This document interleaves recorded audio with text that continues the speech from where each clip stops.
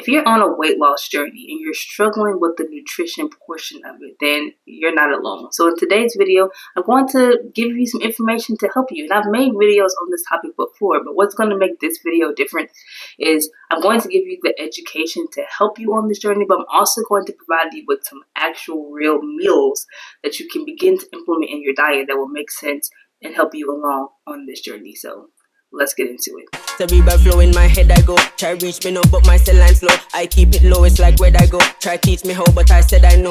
People know me like you like hope, and I need to know premise when I show. I collect my dough, do my thing and go. Now first things first, and you may already know this, but protein. Protein is going to be your number one source here. Why is that? Well, one, protein helps you feel fuller.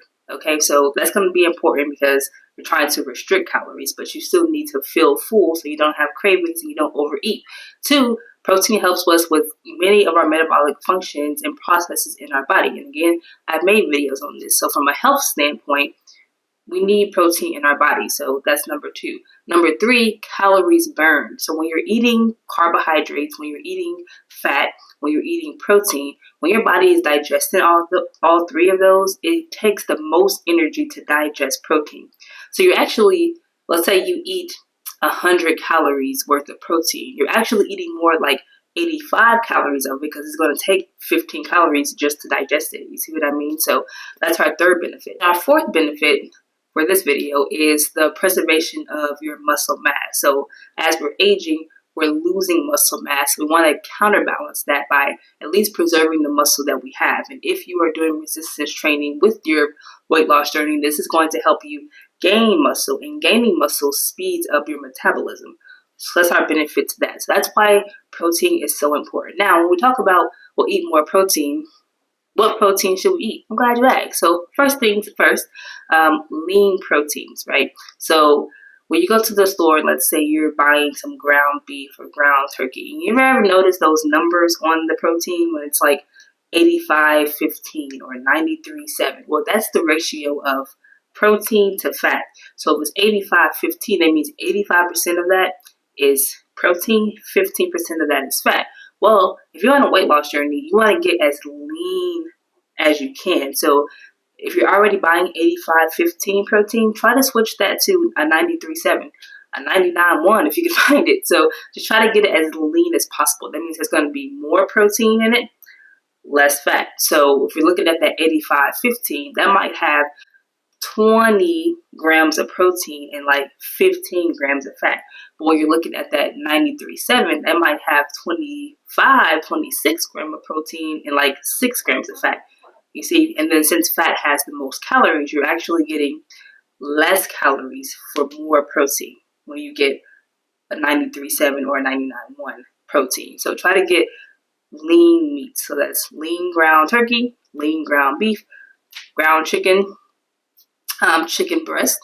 Chicken breast is also very lean. It's not as lean as, let's say, fish, which is another great option, but it's lean enough. So fish are salmon, tilapia, whitening, all these fish. Some of those fish have no fat at all. It's just purely protein. So that's going to be a good source for you as well. And then if you're doing more of a vegan, vegetarian lifestyle, then you got the tofu, you have the seitan. So those are some options. Greek yogurt, a Greek non-fat yogurt will have the highest amount of protein. You can do protein milk. So there's Fairlife. They have 13 grams of protein per 1 cup of milk. So that's a little more than your average milk. But even if you are drinking cow's milk, that's about 8 grams of protein per serving of milk. So especially if you're getting more of the 2% or skim milk, that's mostly protein and not as much fat, right? But if you're going into more of a whole milk, that might have more fat than it has protein. So just be careful there. So these are some options for you, right? Then of course you do have things that have a crossover too. So like legumes, for example, chickpeas are a very good source of protein, a very good source of fiber, but they also are carbohydrates.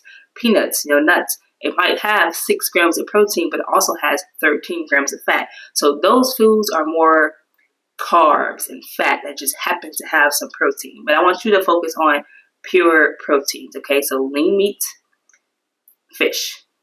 And then if you're doing vegan, vegetarian, then you have your tofu, seitan options as well. Once we cover protein, the next thing that's going to be important on a weight loss journey is fiber. Why? Well, same thing as protein is going to help you feel fuller for less calories. So when you're thinking about high fibrous foods, let's say your vegetables, okay, all fruits and vegetables, fruits steamed if possible, and fruits with the peel if possible. But if you sat there and you ate an entire apple, you know, entire apple might be 100 calories, but it was so filling, it took up so much stomach space. If you sat there and ate a whole cup of steamed broccoli, it's so little calories, but it's taking up so much stomach space. So that's why we want to have fiber to help you with feeling full. Because again, on a weight loss journey, you're most likely, not even most likely, you are in a calorie deficit or it's not a weight loss journey. And so you're eating less, but you still want to feel full. And fiber is going to help that. And then 2, health benefits. So you want colon health to still be good, want to have regular bowel movement. So fiber is going to help bulk up your stool to help you have those processes as well. So that's going to be important. Lastly, foods that are high in fiber are most likely very high in other micronutrients as well. So your vitamin A, C, K, all those things are going to come from fibrous foods as well. So you're getting those health benefits. Now, what are we talking about when we say fiber?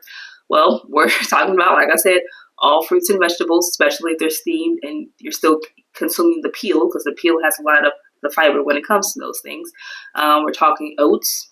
We're talking grains, so oatmeal, that could be like granola, that could be a 12-grain whole wheat bread.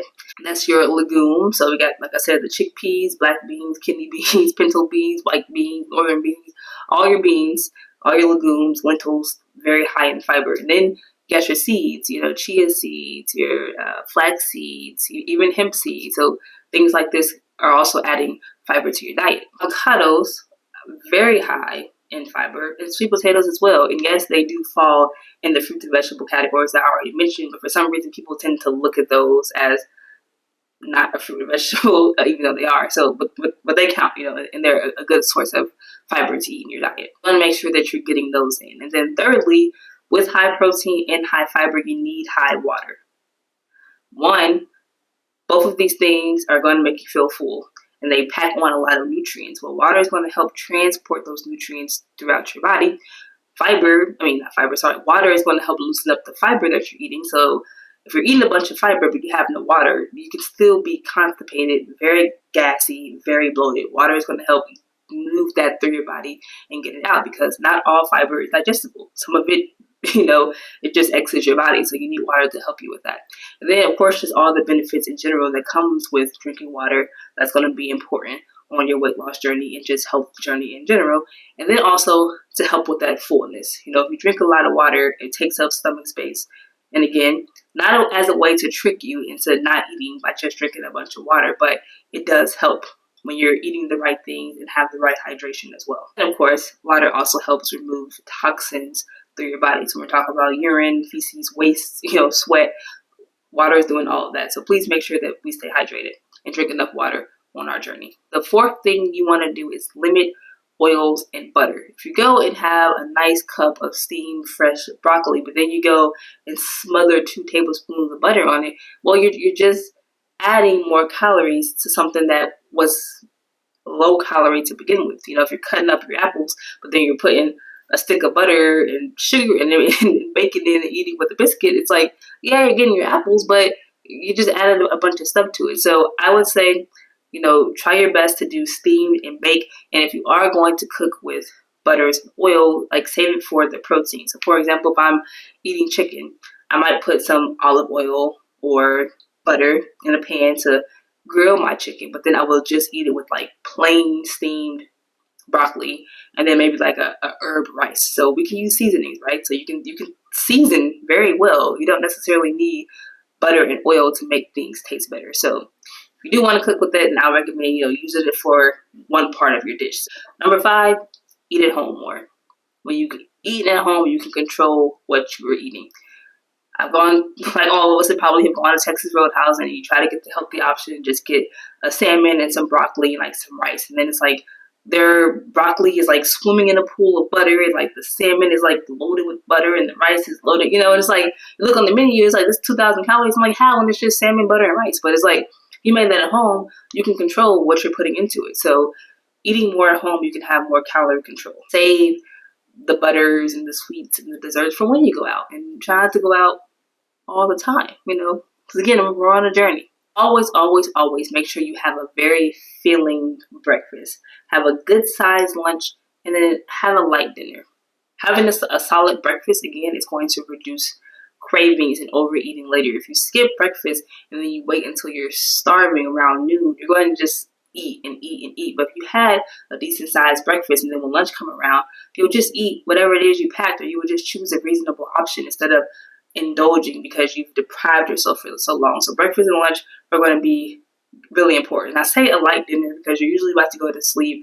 You're not going to be moving around as much anymore, so energy is going down. So having something light before bed will be a better option than eating something super heavy and then just crashing. The last thing I'll say before getting into providing you with some practical meals is there's always a question of, well, how much protein should I eat? And that's going to vary on your size, how much lean body mass you are, your gender, your activity level, your goals. I mean, there's a lot to determine how much protein you should be eating. But a rule of thumb, I would say, is for any woman, any adult woman, at least 70 grams of protein. So, if you can get that in on a weight loss journey, you should be in good shape. And then with men, I would say minimum of 100 grams of protein. Again, you're probably going to want to increase that, but I would say that's just a good starting point if you have no idea where to start. So with those, 6 to 7 guidelines that I've just provided, if you can eat like that and commit to that for about 2 months, you should be seeing body fat go down. Okay. And so if in that event that you're not, then I would advise you take a closer look into your diet and begin counting calories, because you can still overeat even on healthy food. So like I said, with the weight loss journey, if you're not in a calorie deficit and if you don't have good hormonal balance, you're not going to lose weight. And so that's why I always recommend, trying this style first of the steps I've just given, because if you're going from just eating whatever, overeating, and then you change that to these things I just gave you now, you should naturally be in a calorie deficit. You should naturally be eating less, and you should see the number going down of body fat. But if you're not, then that will be a time to actually look closely into your diet and making sure that you're truly under eating and being honest with yourself as well. Because, sometimes you'll say, well, I'm not really eating that much, and you don't realize that little things pack a lot of calories. I once had a client say, well, I don't eat that much, but then almost every day she was going through a whole bag of cashews. The cashews is a very great meal, but it's also fat and it's very high in calories, so you have to be careful. You have to understand what you're up against. That's why in my beautiful list I just gave you, I didn't even talk about fat. I said protein, fiber, and water. Prioritize those 3 things first. Okay, so what you all are actually here for, what you've been waiting for, meals. So I've given you all this advice. So, okay, KT, what does that look like? So first up, let's talk about breakfast. Now, one that I love, my go-to, is a parfait. So if you go and you get that zero fat, not low fat, no fat. My mom, if she's watching this, she'll get it. But yes, zero fat Greek yogurt. So the one that I buy is 17 grams of protein per serving. So you're already getting 17 grams from just the yogurt of protein. And then with that, I like to add chia seeds. Chia seeds, tremendous fiber, and also some more protein. You usually get about 6 grams of protein per serving. So we went from 17 to 23 grams of protein by just adding the chia seeds. And then I like to add some granola. I like some crunch, some texture to my yogurt. So the granola that I buy is a whole grain. It has 37 grams of whole grain. It has about 4 grams of fiber per serving. So I'm getting fiber from that and fiber from the chia seeds. So I'm adding fiber to this and I'm adding more proteins. Now I went from 23 to about 29 grams of protein. So that was almost a 30-gram protein breakfast. And then I'll add some berries for some sweetness and some more texture. So we got the granola, the yogurt, the berries, the chia seeds. And that usually does me pretty well for a good breakfast. Another option you can have for breakfast is oatmeal. So oatmeal has fiber and has a little bit of protein as well. I like to cook that in that protein milk I talked about. So that 13 grams of Fairlife milk, I'll cook that. And then I'll also add berries to it. I'll add some flax seeds for some more fiber. And then sometimes, did I say berries? If I did, some berries, and I'll put a little honey in it as well. So that could be another breakfast for you. Now, maybe you're not into those two things. So if you're more of the sandwich type person, you could do a breakfast sandwich. So get that 12 grain bread I talked about and make you a breakfast sandwich. So you could have maybe some turkey bacon or whatever kind of bacon you like, some sausage or whatever. You can put some avocado on that. Again, that's very high in fiber. You can add some tomato to that. You can add an egg to that. And you got a nice breakfast sandwich. With all three of those examples I just gave you, it was high in protein and it was high in fiber. And that's what we want. Moving on to lunch. Lunch could be something like salmon, asparagus, maybe some quinoa. Quinoa is high in fiber. Quinoa has protein. Your salmon is high in fiber. Your salmon is high in protein. Your salmon is high in omega-3s, which is that healthy fat. And then you got some more fiber and micronutrients from the asparagus. So that's a great meal. We can do chicken breast. Again, high in protein. We can add some maybe couscous to that. Doing some variety, trying something new, and then maybe some steamed broccoli. Got good protein, we got good fiber.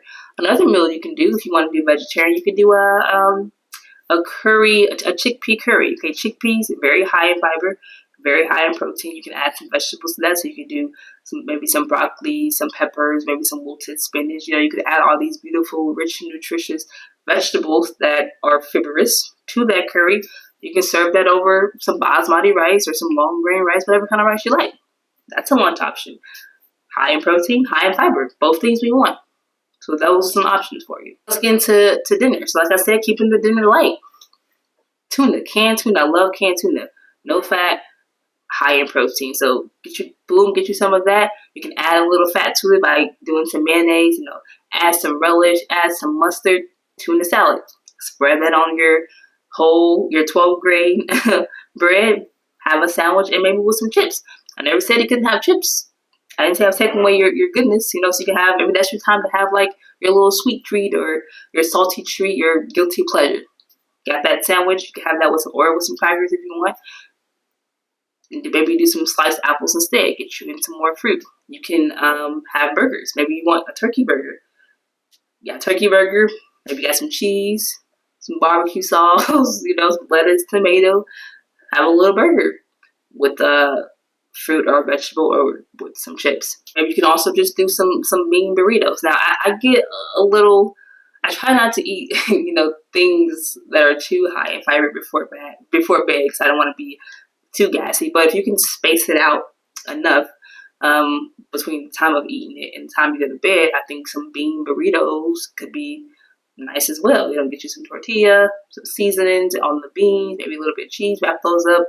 You can have that, or like a little burrito bowl that has, avocado, tomatoes, and like all these things. So that could be a dinner option as well. Again, high in protein, high in fiber. That's all I want you to prioritize really, is protein and fiber, and all of those meals can do that for you.